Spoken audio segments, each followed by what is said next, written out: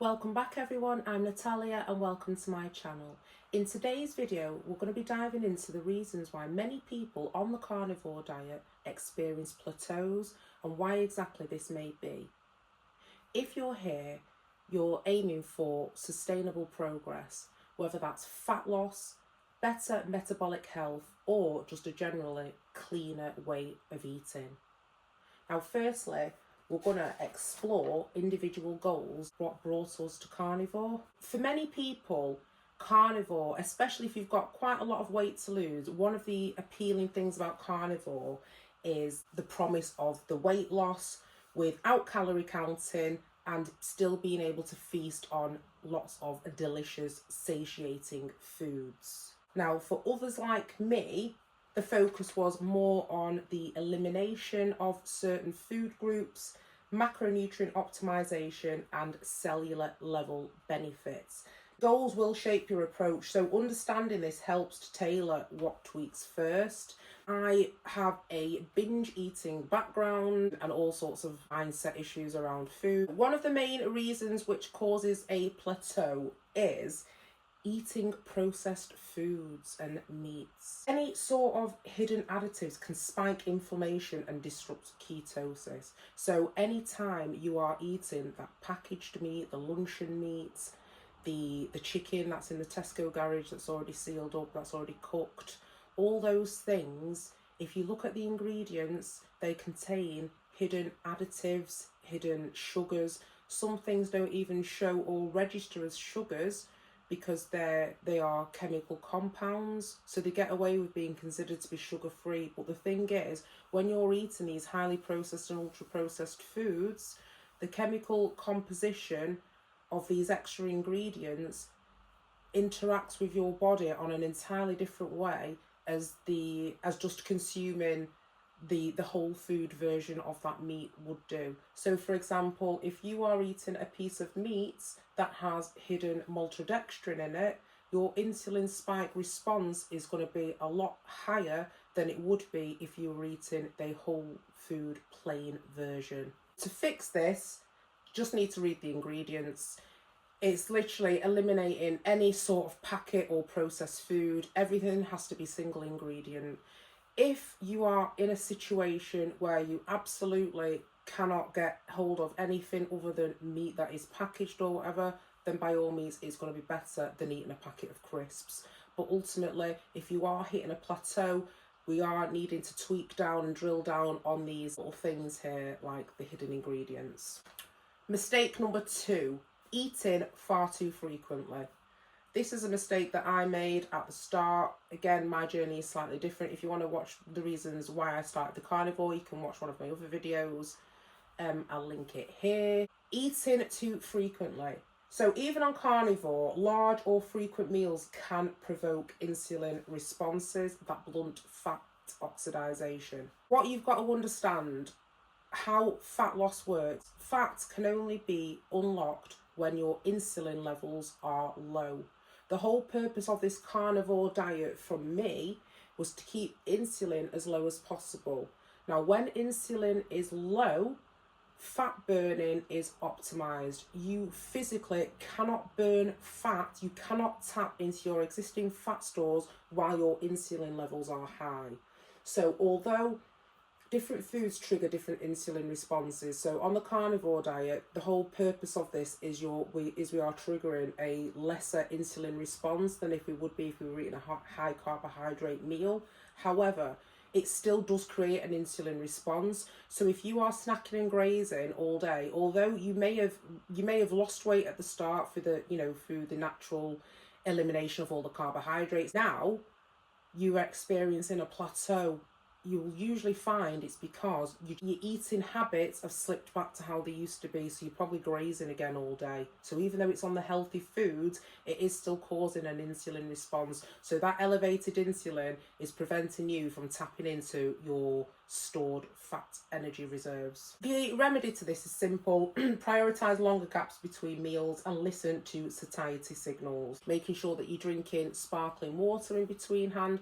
A lot of the time when you're reaching out for food, it's because you're lacking hydration. So again, just get your water.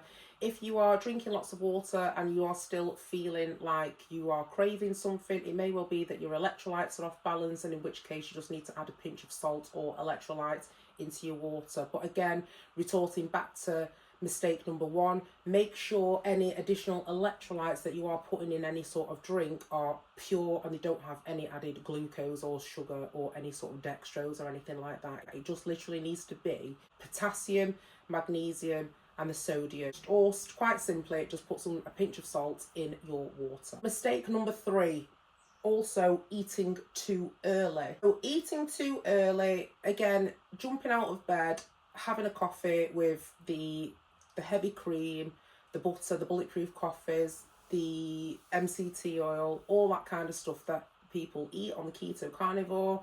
The issue that we've got again with eating too early, even though it fits within the plan and it's food that we are eating, again, it's causing an insulin response. When you've been asleep overnight, your body has digested its food and you wake up in a ketogenic state. You wake up in ketosis, so your body is in optimal fat burning zone when you wake up in the morning. If you eat straight away, you've basically just diminished all the effect of the fast overnight, and you've eaten again and you've raised your insulin, and now you're basically in fat storage mode again. Whereas if you would have delayed the eating window to a bit later on, you would have burnt the fuel in the morning with all your movement, and then by the time it's lunchtime, your body's had a chance to level off. Ideally, the best optimal time to eat a meal is the first meal of the day is between 10 and 11 o'clock, I've personally found. This gives you enough time in the morning to get up, have some light movement, get your body working, using its existing ketone stores to get everything activated. At lunchtime, your body's already optimized fat burning. Now, this leads on to mistake number 4, not leveraging fasting and movement to boost fat burning. When you wake up in a fasted state in the morning, if you then eat, you're putting yourself back into fat storage mode. Now, how to leverage this window of being fasted is to incorporate some light zone 2 cardio exercise, and I must emphasize zone 2 cardio.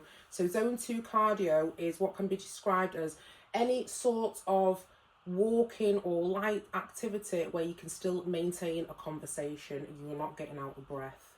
Now, the reason why the breath test is particularly important for this is because when you are able to hold a conversation like this, what happens is the energy that is spent on moving, on walking, is directly hitting a fat burning sweet spot.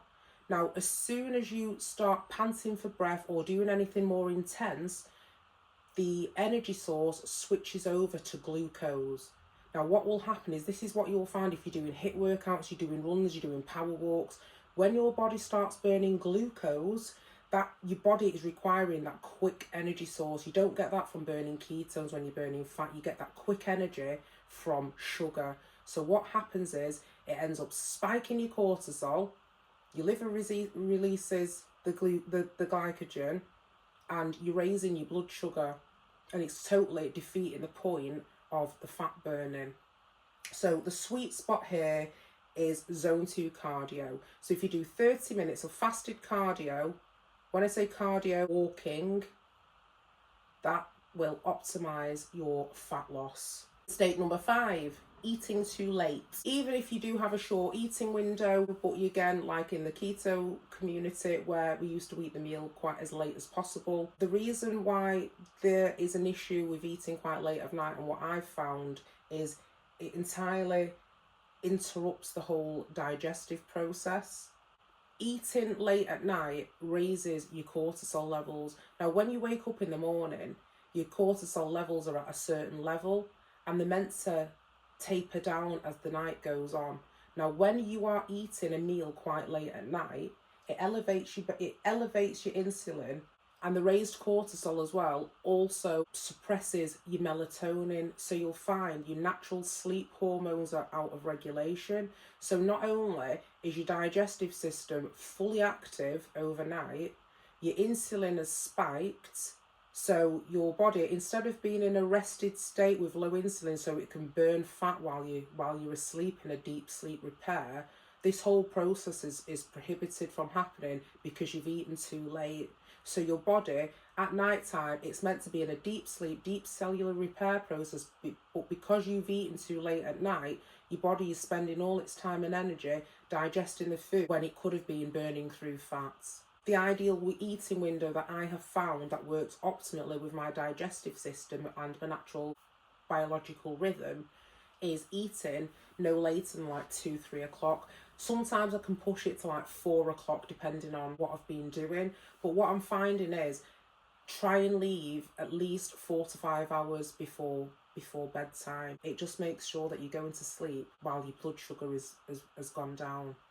Mistake number 6, and this is another one that I did: imbalanced macros. So eating too much fat and not enough protein. When you're on a high fat carnivore diet like I am, you will see reels of people eating sticks of butter, and that was, to be honest with you, one of the appealing natures that I found, is the fact that if you can eat all this fat and not get fat, but there is a caveat to this. Now what you find is, and this is what I was finding myself hungry between meals, so I was biting chunks of butter. The mindset that I had around this was butter doesn't create that much of an insulin response, so I should technically still be in ketosis. But the issue is, anytime you put any food in your mouth, it does create an insulin response. So although I was eating everything on the plant, again, I was eating too frequently because I wasn't being satisfied of the amount of protein I was eating in the main meals. So I was subsidising the protein by snacking on the butter for the extra calories because my body wasn't satisfied. The simple remedy to this is just understanding that protein is the repair crew. So when you eat protein, your body will prioritise the repair of the tissues and the cartilages and your muscles. So you need to be adequately fueled with protein in order to enable the repair process, and then fat comes secondary as the fuel source. But if you are still craving fat, I found that I've not eaten enough food. Now what I've also found as well is I am a lot more satisfied of eating meat, fatty cuts of meat, rather than eating a lean cut of meat and adding separate fats. So for example, the times when I have found myself not being satisfied off a meal is when I've chosen like a lean ground beef and then just added butter, so like 10% fat rather than the 25% fat mince that I normally have. I just found that I could eat loads of it and I just wasn't getting satiated, so I was adding extra butter on. But what is a more nutritionally balanced approach was to eat the 25% fat mince, and then I don't need to add on the extra sticks of butter. I found as well it's a lot easier for me to fast now between the meals. I did say that I wasn't going to be doing fasting, but this isn't really fasting in terms of prolonged fasting. This is more of an eating window. And just make sure you are eating until you are full. Again, one of the benefits of this carnivore approach is you don't have to count the calories, and we do stipulate this a lot. But the issue is, if you're not counting calories, you need to be disciplined with the timing of your food. So you can't not count calories and be eating all over the clock. You don't count calories and eat as much as you want over 2 meals.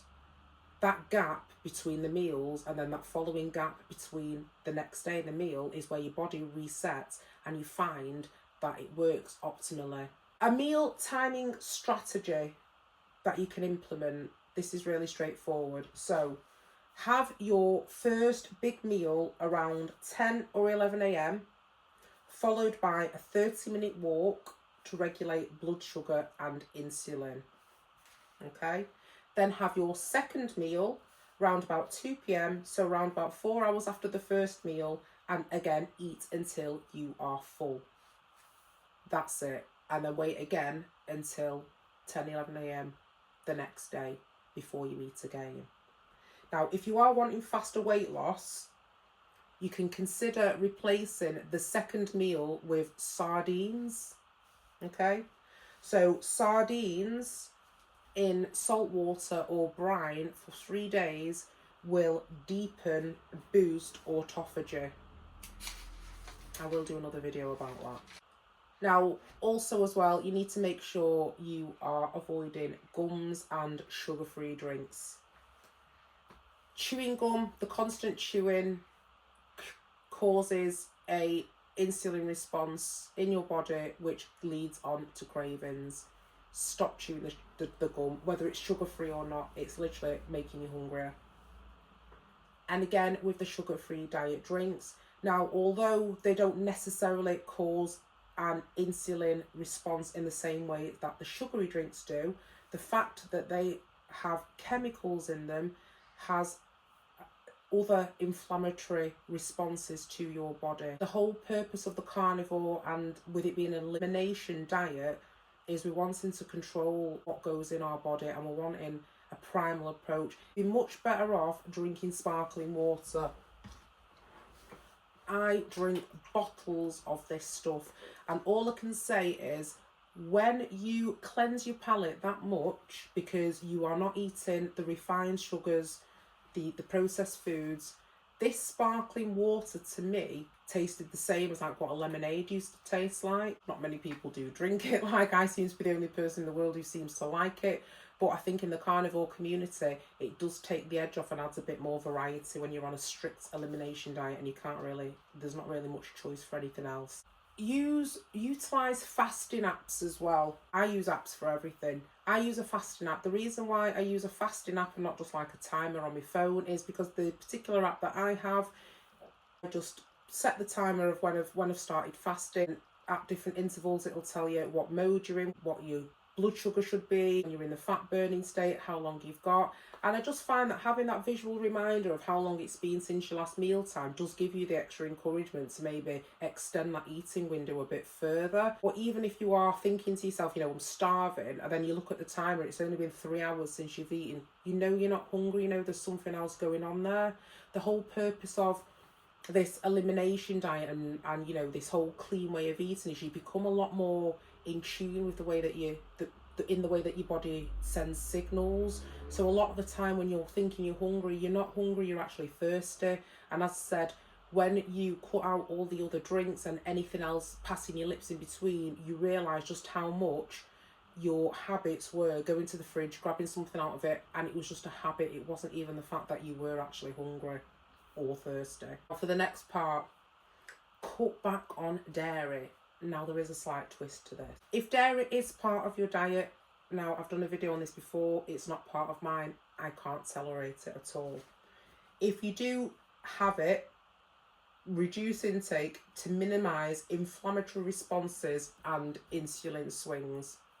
A lot of the time on this diet, depending on what your own particular goals are, dairy can sometimes put a brake on your progress. Technically, dairy is an animal product, but most of the dairy that we eat has gone through a pasteurisation process, so it doesn't work well with my digestive system. I can't have it. What you can do is switch to hard, old world cheeses and consider them as a dessert rather than a staple. So do you know those big cheeses that you get, the big old ones, that they come in a great big thing like that, and you cut a slice off them? Those are like the old world cheeses. Now, they're the way that they're made, that the process, it contains like fermenting microbes in the rind. The microbes in the rind of cheese like that is really good for gut health and digestive issues, and also as well, it does have a tendency to stop cravings for sweet things when you have the right microbiome. Again, even if you are going to be having these pieces of cheese, make sure that you eat in small quantities. So tips for dairy. When I say a small portion, like a matchbox size, they say, so that's about that big. Use it as a treat after a meal, like a dessert. Make sure you're eating your protein first, and as I said, you're using it at the end as a treat, not as a staple. If you react poorly to dairy, eliminate it completely for 2 to 3 weeks, get your gut microbiome reset, then reintroduce it incredibly carefully and slowly, and assess the impact. Pair your dairy with high protein meals to reduce cravings and insulin spikes. So some practical implementation steps that you can follow with this. Step 1, identify whether you are chasing fat loss with flexibility or strict elimination for cellular benefits, because ultimately this guides the meal timing and the macros. Okay. Secondly, you need to structure your day. So first meal around about 10-11 o'clock, first substantial meal, protein forward with a moderate amount of fat. 2 p.m, you need your protein first, eat until full. If you are wanting to maximise fat loss, replace that second meal with sardines in brine and salt water. It boosts autophagy and fat loss. Step 3, movement to boost fat oxidation. There's different times of the day where you can optimise walking for the best fat loss. Now, the first time I'm going to recommend that you walk is first thing in the morning or before you've eaten anything. So that 30 minutes of fasted zone 2 cardio will boost your ketosis. If you optimise that window of opportunity by going for a walk at zone 2, so not getting out of breath, you will tap straight into that fat burning zone. The second time that you need to go for a 30-minute walk is after you've eaten your first meal of the day. So after you've eaten that 10 o'clock meal, then go for a 30-minute walk. What the 30-minute walk does, the blood sugar out of your bloodstream and into your muscles, which then causes a lower insulin response than it would do if you didn't do any movement. So the energy is more inclined to go straight into the muscles and be activated rather than be sat in storage. So it's very important to get movement in after you've had your meal, especially that first meal of the day. If you then do another 30-minute meal after your second meal a day, that helps with the digestive process. It just helps you get ready for bed in the evening and helps the digestive system slow down. Step 4 is the dairy strategy integration. So again, just limit your cheese to a matchbox-sized piece of hard aged cheese as a dessert post high protein meal. Observe tolerance for lactose and any inflammatory signs, and adjusting if needed. If you found value in these video and these tweaks, subscribe to my channel.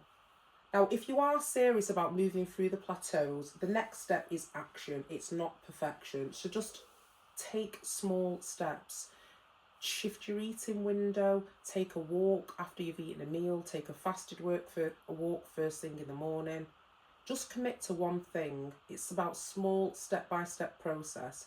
If you want a tailored approach specific to your individual needs or circumstances, or you would like coaching or walking through a strategy personal to your own specific needs, then reach out, join my community, and I'll see you next time. Thank you.